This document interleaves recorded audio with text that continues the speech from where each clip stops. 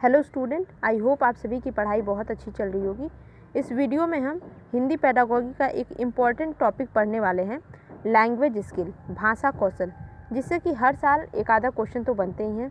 Question से एक बार मैं आपको दिखा देती हूँ, फिर पढ़ते हैं और बाद में क्वेश्चन को सॉल्व भी करेंगे। देखिए ये क्वेश्चन, देखिए ये 2011 में पूछा है, ये लैंग्वेज डेवलपमेंट का, ये लैंग्वेज स्किल का है। ये देखिए ये क्वेश्चन, और क्वेश्चन बहुत रिपीट करता है। देखिए वही क्वेश्चन घुमा फिरा के बस पूछा है। अगर चैप्टर को आप अच्छे से कर लेते हैं तो ये सारे क्वेश्चन आराम से सॉल्व करेंगे। ये देखिए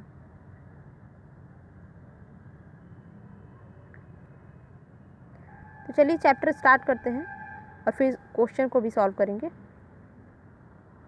now what is language skill, भाषा क्या है, भाषा कौशल क्या होते हैं। देखिए भाषा हम सिंपली जानते हैं क्या होता है।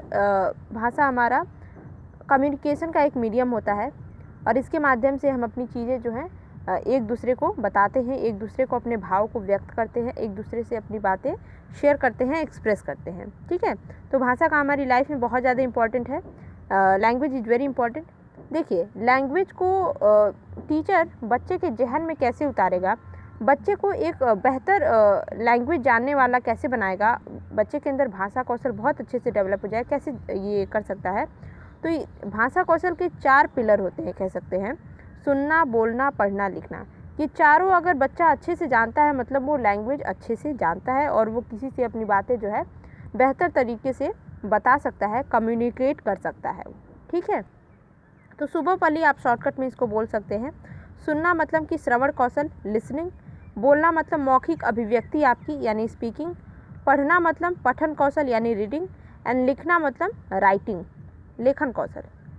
अगर आप ध्यान से देखें इसमें तो सुनना और पढ़ना ये दोनों आपको रिसीव वाला दिख रहा है। मतलब आप सुनते हो जब किसी की बात या कुछ पढ़ते हो तो आप क्या कर रहे हो, आप रिसीव कर रहे हो, आप चीज़ें जो है ग्रहण कर रहे हो। ठीक है, चाहे वो ज्ञान की बातें हो या फिर कोई भी बातें हो, आप ग्रहण कर रहे हो। बट जब आप बोलना और लिखना ये दोनों चीज़ देखते हो तो ये क्या है, अभिव्यक्तात्मक है। मतलब आप एक्सप्रेस कर रहे हो, अपनी बातें डिलीवर कर रहे हो, यानी बोल रहे हो या फिर लिख रहे हो, मतलब अपनी चीज़ें जो है एक्सप्रेस कर रहे हो।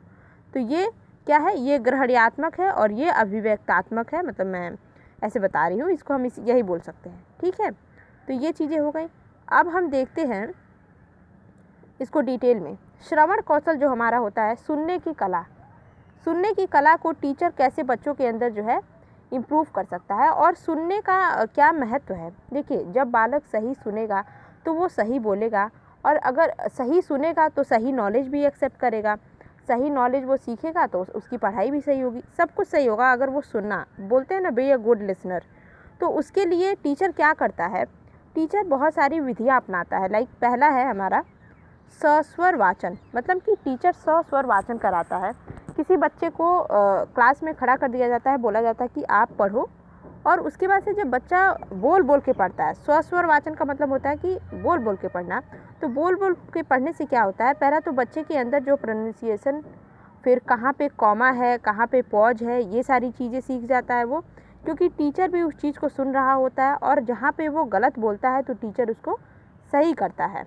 ठीक है, तो सस्वर वाचन इज बेस्ट मेथड बच्चे के अंदर लिसनिंग को जो है इम्प्रूव करने का। ठीक है, दूसरा है प्रश्नोत्तर विधि। प्रश्नोत्तर विधि का मतलब है जब टीचर बच्चों को पढ़ाता है और साथ ही ये बोल देता है कि बच्चों आपको अगर कुछ ना समझ में आए तो आप मुझसे क्वेश्चन पूछ सकते हैं। तो प्रश्नोत्तर विधि से पहला तो ये पता चलता है कि जब बच्चा सही से क्लास की बातों को सुनेगा तभी तो वो कुछ प्रश्न पूछेगा। इससे बच्चे का पता चलता है कि वो उसका ध्यान है कि नहीं पढ़ाई में, उसका अटेंशन कहाँ पे है। ठीक है, तो प्रश्नोत्तर विधि एक बहुत अच्छा मेथड है जिससे बच्चे का हम ध्यान भी पता कर सकते हैं, बच्चा अटेंशन कहाँ है उसका, और दूसरी चीज़ हम उसकी डाउट भी क्लियर कर पाते हैं। और जब टीचर ऐसा बोल देते हैं कि आप बेझिझक बच्चों आप मुझसे क्वेश्चन पूछ सकते हो, तो बच्चे के अंदर कोई डर भी नहीं रहता है और वो बेझिझक होकर चीज़ों को पूछता है, तो वो फ्रीली अपने आप को एक्सप्रेस कर पाता है। ठीक है, तो ये प्रश्नोत्तर विधि हो गई। कहानी कहना और सुनना सबसे इंटरेस्टिंग मेथड होता है बच्चों के अंदर किसी भी प्रकार की स्किल को डेवलप करना। श्रवण कौशल को भी डेवलप करने का कहानी सुनाना और कहना सबसे बेस्ट मेथड होता है। अगर टीचर बोल दे आज मैं आपको एक टॉपिक पढ़ाऊँगा और वहीं दूसरा बोले कि बच्चों आज मैं आपको कहानी सुनाऊँगा, तो बच्चे इसके लिए ज़्यादा एक्साइटेड रहेंगे। तो जब टीचर जो है बच्चों को कहानी सुनाते हैं तो बच्चे का दो तरह से विकास होता है। पहला तो वो इंटरेस्टेड रहते हैं, उनका पूरी तरह से ध्यान क्लास में रहता है। दूसरी चीज़ उनका वर्ड स्कोप बढ़ता है। तीसरी चीज़ उनकी इच्छा जगती है कि मैं भी ये भाषा सीखूँगा, इसमें इतनी अच्छी अच्छी कहानियाँ हैं। ठीक है, तो इसलिए बच्चा जो है इसमें अपनी रुचि दिखाता है, अपना इंटरेस्ट दिखाता है और श्रवण कौशल में उसका एक तरह से इंटरेस्ट होता है, वो श्रवण कौशल को अपने इम्प्रूव करता है फिर। ठीक है, श्रुत लेख भी एक बहुत इम्पॉर्टेंट मेथड हो जाता है। इसमें होता है सुनकर लिखना। मतलब हमारी कक्षाओं में क्या होता था, टीचर बोलते थे इमला, हम लोग लिखते थे। तो ये एक बहुत बढ़िया मेथड होता है। इससे क्या होता है, हम जब इमला टीचर बोलता है, बच्चे लिखते हैं, उसके बाद जब कॉपी चेक होती है तो टीचर जान पाता है कि कौन से बच्चे के अंदर किस चीज़ की कमी है। क्या उसका सुनने का ध्यान नहीं रह रहा है उसको क्लास में, या फिर उसकी अक्षरों की बनावट गलत है, या फिर वो कॉमा पॉज ये सब चीज़ें गलत लगा रहा है। तो टीचर को ये सारी चीज़ें पता चल पाती हैं और पर्सनली वो बच्चों को चीज़ें समझा पाते हैं, इंडिविजुअली पता कर पाते हैं कि किस बच्चे के अंदर कौन सी कमी है। तो श्रुत लेख एक बहुत अच्छा माध्यम हो जाता है। ऐसे ही भाषण विधि होती है। मतलब बच्चा जब खड़े होकर स्पीच बोलता है तो ये भी एक तरह से होता है कि सस्वर वाचन की तरह ही होता है। इसमें बच्चा किसी इम्पोर्टेंट टॉपिक पे या फिर ऐसे ही स्पीच बोलता है, या फिर टीचर कोई स्पीच बोलते हैं और उसके बाद बोलते हैं बच्चों आप ध्यान से सुनो, इसके बाद से हम आपसे क्वेश्चन पूछेंगे। तो इससे भी ये पता चल पाता है कि बच्चा कितना अटेंशन दे रहा है पढ़ाई को और वो उसका ध्यान कहाँ पे है। तो ये भी एक इम्पॉर्टेंट मेथड हो जाता है। टीचर श्रवण कौशल के लिए विभिन्न प्रकार के टीएलएम को भी यूज करता है, जैसे ग्रामोफोन, टेप रिकॉर्डर, रेडियो, फिर टीवी, ये सारी चीज़ें यूज होती हैं। तो बच्चे के अंदर एक जो होता है एक्साइटमेंट भी रहती है कि आज हम इसके माध्यम से पढ़ेंगे। उनके अंदर एक अलग ही खुशी रहती है। इससे हम उनका इंटरेस्ट भी बढ़ा सकते हैं। दूसरा इम्पॉर्टेंट कौशल है बोलना। मतलब कि बोलना जो है बच्चे का एक सबसे लैंग्वेज को सीखने का सबसे इम्पॉर्टेंट कौशल हो जाता है। इससे क्या, इसको टीचर कैसे इम्प्रूव कर सकता है, वो टीचर जो है बच्चों से वार्तालाप करा सकता है, बातें करा सकता है, खुद भी उनसे बात कर सकता है। जिससे पहली बात तो ये पता चलती है कि बच्चा कैसी बातें करता है, उसके अंदर लैंग्वेज का डेवलपमेंट किस लेवल तक का हुआ है, बच्चे का मानसिक स्तर भी पता कर पाता है, बच्चे की आईक्यू क्या है, बच्चे की इंटेलेक्चुअल लेवल किस लेवल की है। ये सारी चीज़ें भी उसको बातों से पता चल जाती हैं बच्चे के वार्तालाप करने से। फिर यहाँ पे भी हम सस्वर वाचन का यूज कर सकते हैं। बच्चे से बुलवा के पढ़वा सकते हैं कुछ भी। वो जब बोलता है तो उससे हमें उसके बोलने का पता चलता है, वो कितना अच्छा बोल रहा है या कितना बुरा बोल रहा है, या फिर उसके बोलने में किस चीज़ की कमी है। तो ये एक बहुत अच्छा मेथड होता है उसके अंदर ये स्किल डेवलप करने की। ठीक है, तीसरी चीज़ हम बच्चे के अंदर जो है बोलने की कला को कहानी, कविता, भाषण के माध्यम से चेंज कर सकते हैं, अगर उसकी जो बोलने की गति है या फिर बोलने का जो तरीका है गलत है तो। जैसे कविता सबसे बेस्ट मेथड हो जाता है। इसमें बच्चे को राइमिंग में वो चीज़ें, मतलब लय में, तुक में अच्छे से वो बोलता है, फिर बच्चों को इंटरेस्ट भी आता है। किसी कहानी को वो बहुत टीचर बच्चों से ये भी कह सकते हैं कि आप अपनी स्वतंत्र आत्म प्रकाशन का मतलब है कि बच्चा फ्रीली अपने आप को एक्सप्रेस करे। जब शिक्षक ऐसे पर्सनली बच्चों से बातें करते हैं, इसमें बोलते हैं कि बेटा बताओ आप कल मेला घूमने गए थे, आपने वहाँ पे क्या चीज़ें देखी। तो जब बच्चा अपने आप को एक्सप्रेस करता है तो उसमें एक्चुअली टीचर जान पाता है कि बच्चे के अंदर क्या कमी है, क्या वो उसके अंदर कोई झिझक है, या फिर वो बोलने में कैसी त्रुटि कर रहा है। जैसे मतलब कभी कभी बच्चे तुलतुला के बोलते हैं या फिर शब्दों का सही उच्चारण नहीं करते। तो ये सारी कमी टीचर बड़े आराम से इस चीज़ से जान पाता है उसके फ्री एक्सप्रेशन से। क्योंकि इस समय जो है ना ही बच्चे के अंदर कोई रूल या फिर उसको कोई ऐसा गाइडेंस नहीं रहता कि आप इस तरह से बोलो। यहाँ पे बच्चा बिल्कुल अपने आप को एक्सप्रेस कर रहा होता है। तीसरा है पठन कौशल। पठन कौशल एक बहुत इम्पॉर्टेंट कौशल हो जाता है, भाषा को सीखने का सबसे इम्पॉर्टेंट वे हो जाता है।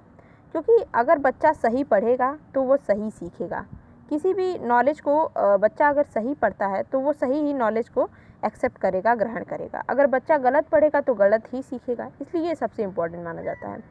अब पठन कौशल, बच्चा 2 प्रकार से पढ़ सकता है। कैसे पढ़ सकता है? पहला तो बोल बोल के पढ़ सकता है, दूसरा मौन वाचन कर सकता है, मतलब कि साइलेंट रीडिंग कर सकता है, और ये रिसाइटेशन कर सकता है। ठीक है।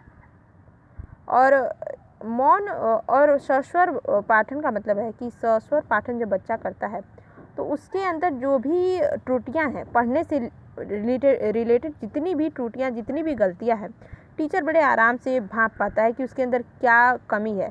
जैसे वो विराम चिन्ह पे रुक रहा है कि नहीं, या फिर बोलने के जब वो बोल रहा है तो उसके अंदर कॉन्फिडेंस है कि नहीं, या फिर वो भाव के साथ बोल रहा है कि नहीं, उसकी जो उच्चारण है उसमें कितनी अस्पष्टता है कि नहीं, ये सारी चीज़ें उसके बोलने से पता चल पाती हैं। और मौन पाठन एक ऐसा पाठन होता है, एक साइलेंट रीडिंग ऐसी रीडिंग होती है जिसमें बच्चा जो है 1 मिनट में ही इससे ज़्यादा बोल पाता है। मतलब अगर फैक्ट की बात करें तो इसमें बच्चा जो है 1 मिनट में मान लीजिए 170 वर्ड बोलता है, बट जब वो साइलेंट रीडिंग करता है तो 210 वर्ड बोलता है 1 मिनट में, ये फैक्ट है। तो मौन वाचन में बच्चा ज़्यादा बोल पाता है। अच्छा, अब पठन कौशल को बच्चे के अंदर डेवलप करने के लिए टीचर क्या कर सकता है? कहानी, अनुकरण, संपर्क विधि अपना सकता है, मतलब उनको कहानी सुना सकता है। ठीक है। अनुकरण विधि मतलब बोल सकता है कि कोई वो बोले, उसके बाद से बच्चे बोले, मतलब उनको अनुकरण करें, उनको सीखें, बच्चे उनकी तरह बोलने की कोशिश करें, ये कह सकता है। फिर संपर्क विधि में होता है कि बच्चों को जो है धीरे धीरे पहले वर्ड से परिचित कराना, फिर उनको धीरे धीरे शब्दों से परिचित कराना, फिर उनको जो हम फ्लैश कार्ड के फॉर्म में खेल खिलाते हुए हम उनको भाषाओं का ज्ञान दे सकते हैं कि यहाँ पे ये जोड़ा, फिर मतलब 2 अक्षर का कोई शब्द है, ऐसे है, जैसे इस तरह से हम बच्चों को मतलब इस तरह से सिखा सकते हैं, धीरे धीरे उससे रिलेटेड करा के उनको पढ़ा सकते हैं, बोझ की तरह नहीं बल्कि इंटरेक्टिव मेथड में उनसे इंटरेक्ट करते हुए उनको पढ़ने की चीज़ें सिखा सकते हैं। ठीक है। अच्छा, लिखना हमारा फिर से एक ऐसा फॉर्म हो जाता है जिसमें बच्चा जो है अपने आप को अभिव्यक्त करता है।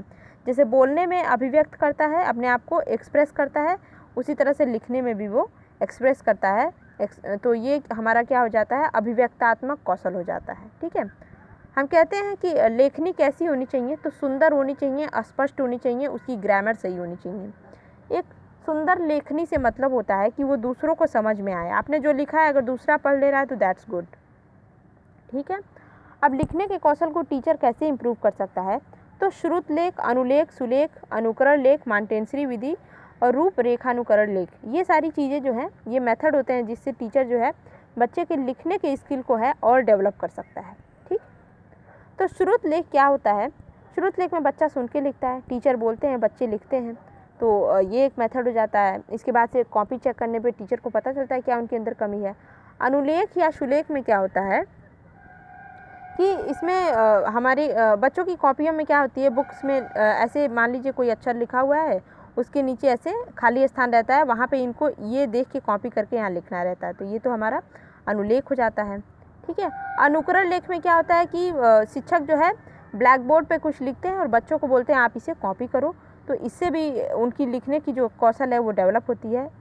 मांटेंसरी विधि में क्या है? मांटेंसरी बोलते हैं कि जब बच्चा लिखता है उसकी आँखों का, उसके कान का और उसके हाथ का एक बेहतर बैलेंस होना चाहिए, तभी वो कुछ अच्छे से लिख सकता है। उसकी तीनों ये इंद्रियां जो हैं एकदम कंसंट्रेट होनी चाहिए, तभी वो एक बेहतर लेख लिख सकता है। ठीक है। इसमें ये सारी चीज़ें भी हैं कि बच्चों को कलरफुल पेंसिल देनी चाहिए, कलरफुल उनकी बुक होनी चाहिए अच्छी, ये सारी चीज़ें जो हैं उसके अंदर लिखने की चीज़ों को और इम्प्रूव करती हैं, क्योंकि बच्चा उसको इंटरेस्ट मिलता है इस सारी चीज़ों में। रूपरेखानुकरण लेख क्या होता है? इसमें डॉट डॉट डॉट करके कैसे ऐसे लिखा जाता है और बच्चा फिर उस डॉट को जो है आपस में मिलाता है। अगर ऐसे ऐसे डॉट है और बच्चे ने इसको इस तरह से मिलाया तो उस तरह से फिर वर्ड बनता है और इससे उनको सीखना और आसान हो जाता है। ठीक है। तो ये एक मेथड होता है। तो इन सारे मेथड्स के माध्यम से जो है बच्चों के अंदर लैंग्वेज की स्किल को हम और डेवलप कर पाते हैं। अब हम क्वेश्चंस देख लेते हैं। देखिए यहाँ पे पहला क्वेश्चन है हमारा कि भाषा के अभिव्यक्तात्मक कौशल, ठीक है, भाषा के अभिव्यक्तात्मक कौशल कौन कौन से हैं? क्या सुनना पढ़ना या फिर 1 मिनट सुनना बोलना या फिर बोलना लिखना या फिर पढ़ना और लिखना? तो मैंने बताया था आपको कि बोलना और लिखना ये जो होता है ये आपका अभिव्यक्त करने वाला होता है, जबकि सुनना और पढ़ना जो होता है ये आपका रिसीव करने वाला होता है। ठीक है, भाषा कौशल के संदर्भ में कौन सा कथन उचित है? भाषा कौशल के विकास में अभ्यास की अपेक्षा नियमों का ज्ञान होना चाहिए, या विद्यालय में केवल पढ़ना लिखना इसी कौशल पे बल देना चाहिए? बच्चे केवल सुनना बोलना पढ़ना लिखना कौशल क्रम से ही सीख पाते हैं। भाषा के चारों कौशल अंतः संबंधित होते हैं। ठीक है, तो देखिए नियम से ज़्यादा तो बच्चों को प्रैक्टिस करनी चाहिए, तो ये तो गलत हो जाता है। केवल पढ़ना लिखना नहीं, हर चीज़ पे बल देना चाहिए, उनके चारों स्किल पे बल देना चाहिए। बच्चे केवल सुनना बोलना मतलब इसी क्रम में ही भाषा को सीख सकते हैं, तो नहीं, ऐसा नहीं है। बच्चा स्कूल आने से पहले भी अपनी मदर टंग बोल रहा होता है, तो ये गलत है कि उसी क्रम में सीखेंगे, नहीं। हाँ, बट ये सही है कि ये चारों जो स्किल हैं ये आपस में इंटर रिलेटेड हैं। ओके, तो option this is right. Question है कि भाषा के अभिव्यक्तात्मक कौशल हैं। ठीक है, तो बच्चों की कल्पना शक्ति व चिंतन शक्ति का विकार है, बच्चे प्रसन्न हैं, बच्चे कक्षा में एकाग्रचित होकर शांत बैठते हैं, बच्चे अनुशासित होते हैं। तो अभिव्यक्तात्मक कौशल क्या होता है? बच्चों की कल्पना शक्ति व चिंतन शक्ति का विकास होता है, ये विकास है। तो अभिव्यक्तात्मक कौशल से बच्चों की जो है ये थिंकिंग पावर जो है, उनकी इमेजिनरी पावर जो है डेवलप होती है। ठीक है, बच्चों की मौखिक अभिव्यक्ति का विकास करने के लिए सबसे कम प्रभावी तरीका मतलब कौन सा सबसे बेस्ट इफेक्टिव नहीं है? बातचीत करना, अपने अनुभवों का वर्णन, व्याकरण आधारित संरचना अभ्यास, या फिर संवाद अदायगी। तो इसमें से कौन सा ऐसा है जो कि सबसे कम प्रभावी है?